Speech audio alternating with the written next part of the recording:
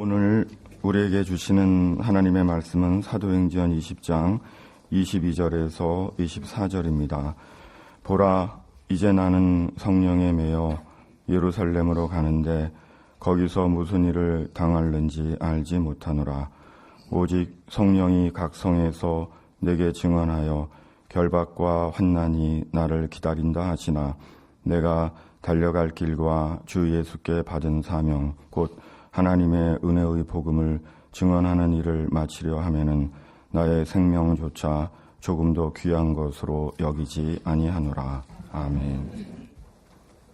우리는 지난 주일부터 바울이 에베소의 장로들에게 남긴 고별 설교, 즉 마지막 유언의 내용을 함께 살펴보고 있습니다.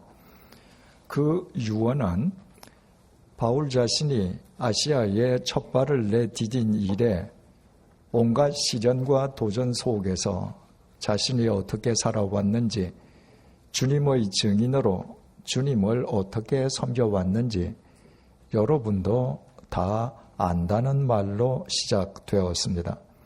바꾸어 말하면 바울은 에베소의 장로들이 지난 3년 동안 자신을 보고 겪어 체득하여 알고 있는 자기 삶의 이력서를 그들에게 다시 한번 상기시켜주는 것으로 마지막 유언의 운을 뗐습니다.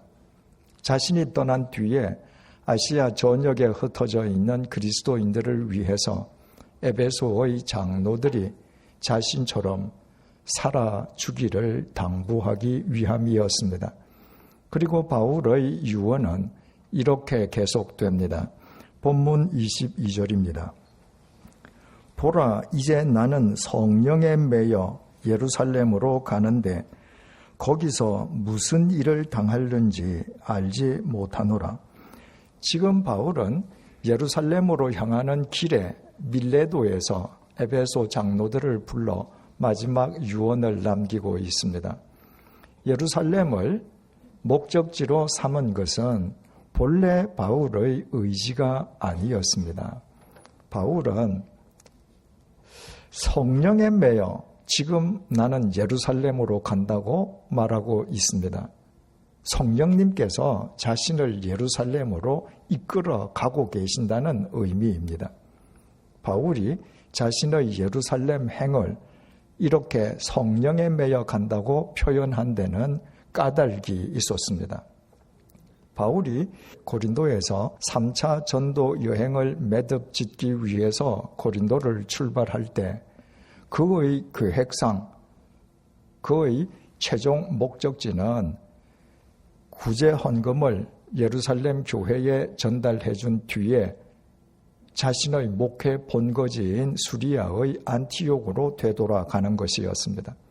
하지만 고린도를 출발한 바울이 마게도냐를 우회해서 에게해를 건너 드로아를 거쳐 아소까지 이르는 동안에 성령님께서 뜻하시는 3차 전도 여행의 최종 목적지는 수리아의 안티옥이 아니라 예루살렘임을 깨달았습니다. 자신의 계획으로는 경유지였던 예루살렘이 성령님께서 작정하신 3차 여행의 목적지였던 것입니다. 그 사실을 깨닫는 즉시 바울은 수리아 안티옥을 최종 목적지로 삼았던 자신의 의지를 내려놓고 3차 전도 여행의 목적지라고 성령님께서 작정해 주신 예루살렘을 목적지로 그대로 받아들였습니다. 그래서 바울은 나는 지금 성령에 매여 예루살렘으로 간다고 고백했던 것입니다. 바울은 이처럼 성령에 이끌려 예루살렘으로 향하고 있으면서도 거기에서 무슨 일을 당할는지 알지 못한다고 밝혔습니다. 이것은 바울이 지금 오리무중의 미궁 속으로 빠져들고 있다는 말이 아니었습니다. 진리의 영이신 성령님께서 바울을 예루살렘으로 친히 이끌어가고 계시는데 그 최종 꼬린 지점이 오리무중의 미궁 속이겠습니까? 23절을 보면 바울은 이때 예루살렘에서 무슨 일이 벌어질지 이미 알고 있었습니다. 그럼에도 바울이 거기에서 무슨 일을 당하는지 알지 못한다고 고백했던 것은 자신의 예루살렘 행위, 자기 영광이나 안위를 위함이 아님을 역설적으로 강조하기 위함이었던 것입니다. 23절을 보시겠습니다.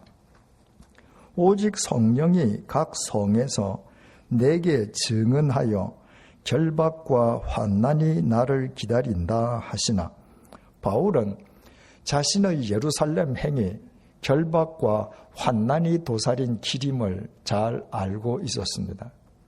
그것은 바울의 예감이나 예측이 아니었습니다.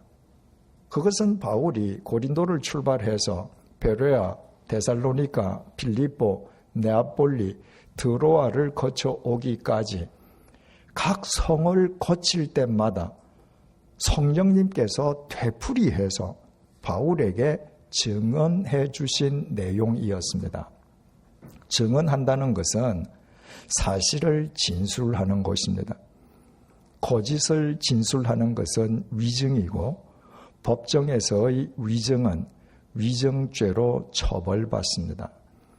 지금 바울의 예루살렘 행위, 결박과 환난이 도살인 길임을 증언한 당사자는 사람이 아니었습니다. 그것은 성령님의 증언이었습니다. 성령님께서 그렇게 증언하셨다면 바울은 예루살렘 행을 포기하지 않는 한 그 길 위에서 반드시 투옥과 죽음의 고난, 고통을 당할 수밖에 없었습니다. 그럼에도 바울은 자신의 결의를 결연히 밝혔습니다. 24절입니다. 내가 달려갈 길과 주 예수께 받은 사명, 곧 하나님의 은혜의 복음을 증언하는 일을 마치려 하면은 나의 생명조차 조금도 귀한 것으로 여기지 아니하노라. 우리가 너무나도 잘 알고 있는 그 유명한 바울의 고백입니다. 바울은 결박과 환난이 도사리고 있는 예루살렘 행을 자신이 달려갈 길이라고 고백했습니다. 자신이 반드시 가야 할 인생 노정이라는 말입니다. 자신이 왜 그 길을 반드시 가야만 하는지 바울은 그 까닭도 분명히 알고 있었습니다. 주 예수께 받은 사명, 곧 하나님의 은혜의 복음을 증언하는 일을 마치기 위함이었습니다. 그리고 바울은 주님께서 부여하신 복음 증언의 소명을 마치기 위해서 자신의 생명조차 조금도 귀한 것으로 여기지 않는다고 선포했습니다. 자신의 생명조차 귀한 것으로 여기지 않는다는 것은 나머지 것들은 말할 필요도 없다는 의미였습니다. 이런 심정을 지닌 바울이었기에 예루살렘 행이 결박과 환난이 도살인 길임을 뻔히 알면서도 바울은 그 길을 회피하지 않았습니다. 그런데 본문 이후의 내용을 계속 읽어가다 보면 이상한 점을 발견하게 됩니다. 밀레도에서 에베소의 장로들과 작별한 바울은 예루살렘을 향한 항해길에 올랐습니다. 21장 3절에서 4절을 보시겠습니다. 구브로를 바라보고 이를 왼편에 두고 수리아로 항해하여 두로에서 상륙하니 거기서 배의 짐을 풀려 함이로라. 제자들을 찾아 거기서 이래를 머물더니 그 제자들이 성령의 감동으로 바울더러 예루살렘에 들어가지 말라 하더라. 바울이 탄 배는 짐을 풀기 위해서 팔레스타인의 두로에 정박했고 바울은 그 틈을 이용해서 이래 동안 두로의 제자들과 함께 지냈습니다. 본문은 두로의 제자들이 바울더러 예루살렘에 들어가지 말라 하더라고 증언하고 있습니다. 헬라어 문법상 두로의 그리스도인들이 바울에게 예루살렘으로 가지 말라고 부탁하거나 권유한 것이 아니라 예루살렘에 가지 말라고 명령했던 것입니다. 헬라어 원문을 보면 우리말 하더라라고 번역된 말하다는 의미의 동사 레고가 미완료형으로 기록되어 있습니다. 두로의 그리스도인들이 바울에게 예루살렘으로 가지 말라고 한 번 명령하고 그친 것이 아니라 똑같은 명령을 되풀이해서 거듭했다는 말입니다. 두로의 그리스도인들이 바울에게 그렇게 명령했던 근거는 자기 자신들에게 있지 않았습니다. 본문은 두로의 그리스도인들이 성령의 감동으로 바울에게 그렇게 명령했다고 전해주고 있습니다. 성령님께서 두로의 그리스도인들에게도 지금 바울이 가고자 하는 예루살렘 행은 결박과 환난이 도사리고 있는 길이라고 일러주셨던 것입니다. 두로의 그리스도인들은 몰랐으면 모르되 그 사실을 안 이상 결박과 환난이 도사린 길로 바울이 발을 내딛는 것을 가만히 볼 수만은 없었습니다. 그래서 그들은 되풀이해서 예루살렘으로 가지 말라고 명령형으로 이야기하면서 바울을 만류했습니다. 하지만 바울은 두로 그리스도인들의 거듭된 만류를 뿌리치고 예루살렘을 향한 길목인 가이사랴로 갔습니다. 가이사랴에 도착한 바울은 빌립의 집에 머물렀습니다. 빌립은 사도행전 6장에서 예루살렘 교회가 기독교회 역사상 최초로 선출했던 7 집사 가운데의 한 명이었습니다. 바울이 빌립 집사 집에 머무는 동안에 선지자 아가보가 가이사랴를 방문했다가 바울이 머물고 있는 빌립 집사 집을 찾아왔습니다. 아가보는 클라우디우스 황제 치하에서 일어날 대흉년을 정확하게 예언했던 이름난 선지자였습니다. 21장 11절을 보시겠습니다. 우리에게 와서 바울의 띠를 가져다가 자기 수족을 잡아 매고 말하기를 성령이 말씀하시되 예루살렘에서 유대인들이 이같이 이 띠 임자를 결박하여 이방인들의 손에 넘겨주리라 하거늘 선지자 아가보는 바울의 허리띠를 가져오게 했습니다. 그리고 바울의 허리띠로 자기의 손발을 결박했습니다. 그리고 아가보는 바울이 예루살렘으로 올라가면 예루살렘의 유대인들의 고발로 바울은 로마군의 감옥에 투옥될 것이라고 예언했습니다. 성령님께서 아가보를 통해서 가이사랴의 그리스도인들에게도 바울의 예루살렘 행이 결박과 환난이 도사린 길임을 알게 해 주셨던 것입니다. 21장 12절입니다. 우리가 그 말을 듣고 그곳 사람들과 더불어 바울에게 예루살렘으로 올라가지 말라 권하니 유명한 선지자 아가보의 예언에 빌립 집사 가족들과 가이사랴의 그리스도인들 그리고 우리라고 표현된 바울의 일행도 역시 울면서 바울에게 예루살렘으로 올라가지 말라고 만류했습니다. 21장 13절입니다. 바울이 대답하되 여러분이 어찌하여 울어 내 마음을 상하게 하느냐. 나는 주 예수의 이름을 위하여 결박당할 뿐 아니라 예루살렘에서 죽을 것도 각오하였노라 하니, 그러나 바울은 추호의 흔들림도 없었습니다. 바울은 주님을 위해 자신이 지니고 있는 모든 것은 말할 것도 없고 자신의 생명조차도 조금도 귀한 것으로 여기지 않음을 가이사랴의 그리스도인들 앞에서도 다시 한번 분명하게 천명했습니다. 정말 이상하지 않습니까? 바울이 믿은 성령님과 두로와 가이사랴의 그리스도인들이 믿은 성령님은 서로 다른 성령님이 아니었습니다. 그 성령님은 동일한 삼위일체 하나님이셨습니다. 동일한 성령님께서 당사자인 바울과 두로와 가이사랴의 그리스도인들에게 바울의 예루살렘 행이 결박과 환난이 도살인 길이라는 동일한 예고를 똑같이 해주셨습니다.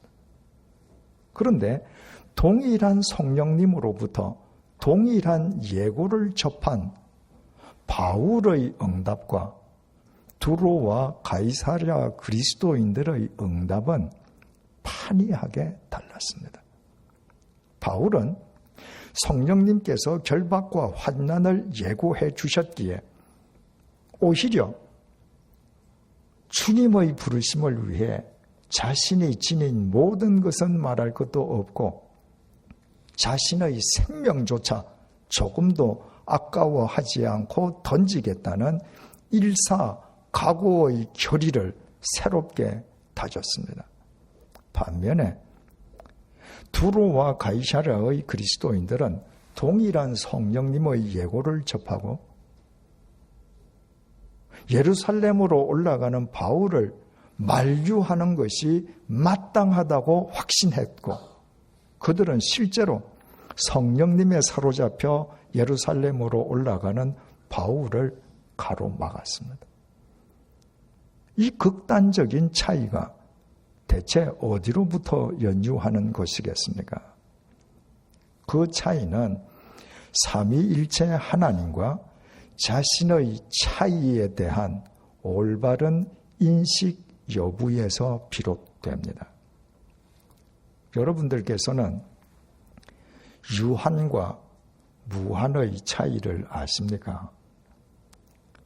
무한은 유한을 알지만 유한은 무한을 인식할 수 없습니다. 유한이 인식할 수 있는 무한이라면 그것은 실은 보다 큰 유한일 뿐 결코 무한일 수는 없습니다. 여러분은 또 찰나와 영원의 차이를 바르게 이해하고 계십니까? 영원은 찰나를 볼 수 있지만 찰나는 영원을 상상하는 것조차 불가능합니다. 유한과 찰나는 끝이 있는데 반해서 무한과 영원에는 끝이 없습니다. 끝이 있는 것은 끝이 없는 것을 볼 수도 알 수도 상상할 수도 없습니다. 그러므로 유한하고 찰나적인 피조물에 불과한 인간이 무한하고 영원하신 창조주 하나님을 온전히 안다는 것은 애당초 불가능합니다. 인간은 당신 스스로 당신을 계시해 주신 당신의 말씀인 성경을 통해 죽을 때까지 매일 하나님을 알아가는 존재입니다. 바로 여기에 믿음이 필요로 합니다. 인간의 이성이나 오감으로 삼위일체 하나님을 온전히 인식할 수 있다면 하나님은 단지 소유와 규명의 대상이 될 뿐입니다. 무한하고 영원하신 하나님을 유한하고 찰나적인 존재에 불과한 인간은 도저히 인지할 수 없기에 그 어마어마하신 하나님의 소유로 우리가 살게 되는 것이고 그 하나님은 우리 믿음의 대상이 되는 것입니다. 두로와 가이사랴의 그리스도인들은 바울의 예루살렘 행이 결박과 환난이 도사린 길이라는 성령님의 예고를 접하는 즉각 누가 먼저라 할 것도 없이 일심으로 바울의 앞길을 만류하는 것이 마땅하다고 확신했습니다. 성령님께서 그렇게 예고하신 이상 바울이 그 길 위에서 죽음의 고난과 고통을 당할 것은 불을 보듯이 뻔했고 그와 같은 상황에서 자신들이 할 수 있는 최선의 방책은 예루살렘으로 향하는 바울의 앞길을 가로막는 것이라고 확신했던 것입니다. 그들은 삼위일체 하나님을 믿는 그리스도인들이기는 했지만 그러나 그들은 무한하고 영원하신 하나님을 유한하고 찰나적인 존재에 불과한 자기 자신들 정도로 여기는 사람들이었습니다. 다시 말씀드리면 무한하고 영원하신 하나님을 자신들의 생각과 판단 속에 가두어 소유하고 있었다는 말입니다. 그래서 그들은 하나님께서 왜 사도 바울을 결박과 환난이 도사리고 있는 그 길로 인도하려 하시는지 무한하고 영원하신 하나님의 뜻을 단 한 번이라도 겸손하게 헤아려 보려 하거나 믿음으로 수용하려 하지 않았습니다. 그 대신에 그들은 유한하고 찰나적인 존재에 불과한 자신들의 세속적인 판단이 하나님의 뜻이라고 확신하고 성령님에 이끌려 예루살렘으로 향하는 바울을 가지 말라고 만류했습니다. 그것은 무한하고 영원하신 하나님에 대한 올바른 믿음의 태도가 아니었습니다. 반면에 바울은 철저하게 하나님의 소유가 되어 언제나 하나님의 지배 속에서 살아가는 사람이었습니다. 바울은 삼위일체 하나님은 자기 자신과는 근본적으로 다른 무한하고 영원하신 하나님이심을 알고 또 믿었기 때문입니다. 그래서 두로와 가이사랴의 그리스도인들과 똑같은 성령님의 예고를 접했지만 그 예고를 받아들이는 바울의 자세는 그들과는 판이하게 달랐던 것입니다.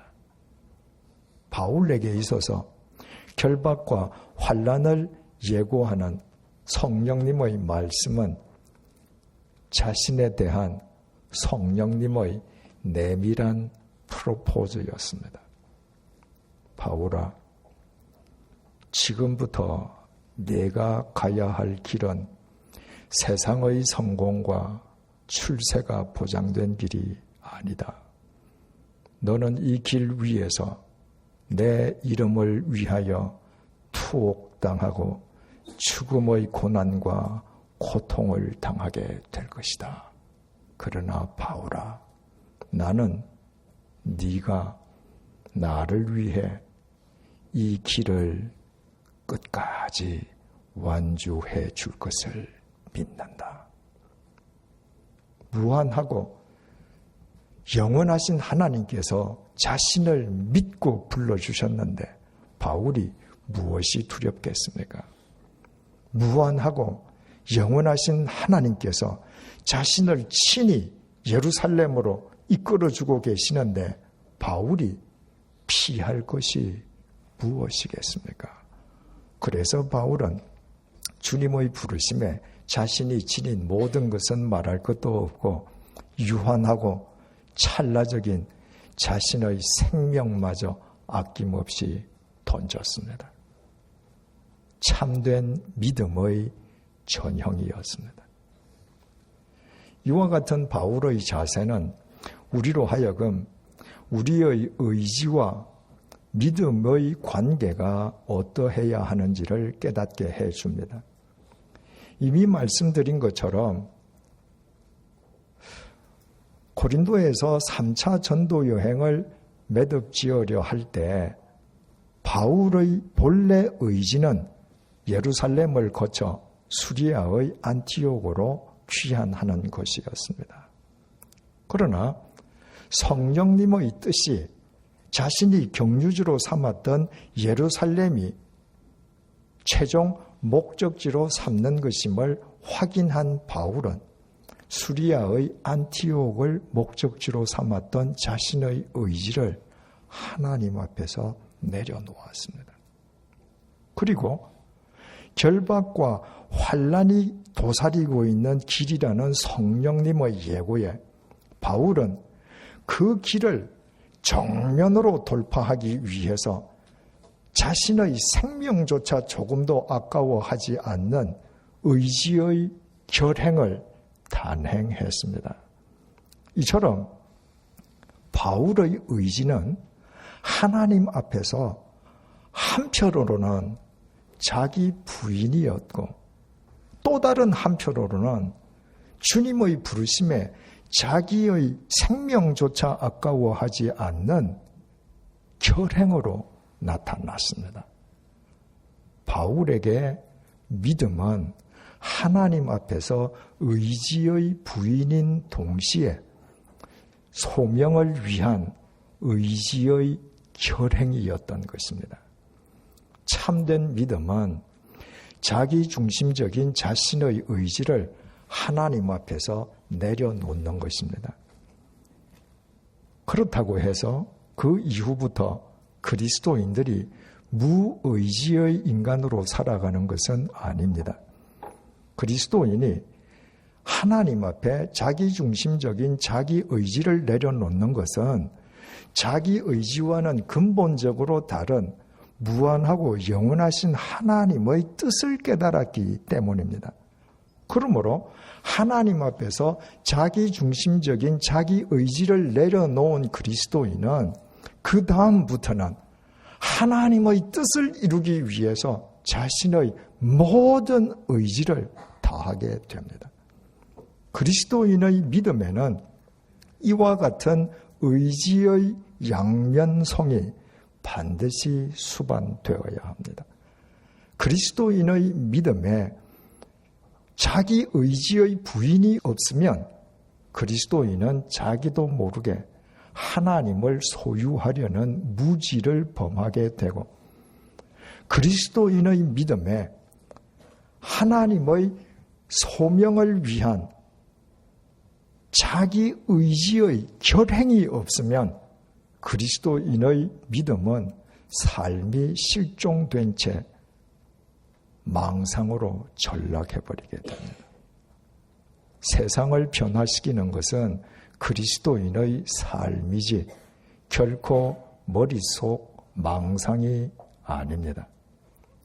의지의 양면성은 자기 의지로 삼위일체 하나님을 내려다보는 사람에게는 불가능합니다.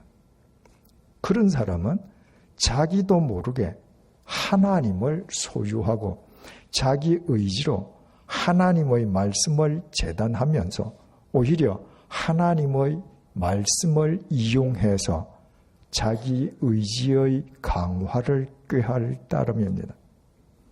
동일한 성령님의 예고를 접하고서도 성령님에 이끌려가는 바울을 만류했던 두로와 가이사랴의 그리스도인들이 그 좋은 예입니다. 의지의 양면성은 자신의 의지로 하나님을 우러러 뵙는 사람에게만 가능합니다. 다시 말해 자신의 의지를 무한하고 영원하신 하나님의 뜻을 알기 위한 도구로 쓰는 사람만 한편으로는 하나님 앞에서 자기 중심적인 자기 의지를 부인하면서 또 한편으로는 하나님의 부르심에 자기 생명조차 아까워하지 않는 의지의 결행을 단행해 갈 수 있습니다. 바울이 그랬습니다. 그 결과 바울은 참수형을 당해 죽었지만 무한하고 영원하신 하나님 안에서 영원히 살아 있습니다. 다음 시간에 깊이 생각해 보겠습니다만은 우리가 육체를 가지고 있는 한 이 세상을 살아가면서 우리 앞에는 언제나 시련과 도전의 길이 놓여 있을 수 있습니다. 그때 우리의 의지로 시련과 도전의 그 길을 피하려 하면 우리는 우리를 그 길로 인도해 내신 삼위일체 하나님을 외면하는 무지를 범하게 됩니다. 그리스도인에게 그보다 더 큰 불행은 없습니다. 이미 영으로 우리 안에 임해 계시고 벌써부터 당신의 말씀으로 우리를 품고 계시는 삼위일체 하나님은 우리와는 근본적으로 다른 무한하고 영원하신 하나님이십니다. 그 하나님 앞에 우리 모두 우리 자신의 자기중심적인 의지를 날마다 내려놓으십시다. 동시에 비록 시련과 도전의 길이라 할지라도 하나님의 부르심에 유한하고 찰나적인 우리의 생명조차 아까워하지 않는 의지의 결행을 매일 단행해 가십시다. 그와 같은 의지의 양면성 속에 믿음의 희열이 있고 생명의 확장이 있으며 죽음을 깨트린 부활의 능력이 있습니다. 기도하시겠습니다. 무한하고 영원하신 하나님을 유한하고 찰나적인 존재에 불과한 우리 자신 정도로 여겨온 우리의 믿음 없음을 용서해 주십시오. 시련과 도전이 도살인 길이라고 피하려 하는 것은 그 길로 우리를 인도하신 삼위일체 하나님을 외면하는 어리석음임을 잊지 말게 해 주십시오. 이제부터 우리의 의지로 하나님을 내려다보는 교만을 버리고 언제나 우리의 의지로 하나님을 우러러 뵙는 겸손을 허락해 주십시오. 그리하여 한편으로는 하나님 앞에 자기중심적인 우리의 의지를 내려놓으면서 또 한편으로는 하나님의 부르심에 유한하고 찰나적인 우리의 생명조차 아까워하지 않는 의지의 결행을 단행하는 의지의 양면성이 우리의 일상이 되게 해 주십시오. 그와 같은 우리의 삶이 이 절망의 땅에서 하나님의 소망의 통로로 쓰임받게 해 주십시오. 예수님의 이름으로 기도드립니다. 아멘.